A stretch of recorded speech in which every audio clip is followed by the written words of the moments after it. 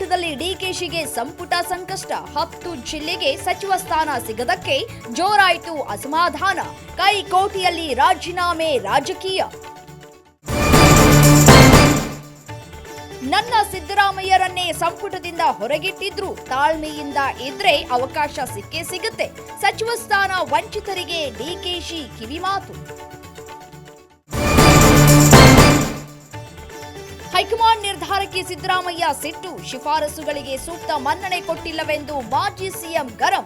ಪ್ರಮಾಣ ವಚನಕ್ಕೂ ಗೈರಾಗಿದ್ದ ಟಗರು. ಕಾಂಗ್ರೆಸ್ ಅಸಮಾಧಾನಿತರಿಂದ ಹೈವೋಲ್ಟೇಜ್ ಸಭೆ. ಬೇಳೂರು ಗೋಪಾಲಕೃಷ್ಣ ನೇತೃತ್ವದಲ್ಲಿ 10 ಶಾಸಕರ ಮೀಟಿಂಗ್. ವಿಸ್ತರಣೆ ಆದಾಗ ಬೇಸರ ಸಹಜವೆಂದ ಯತೀಂದ್ರ.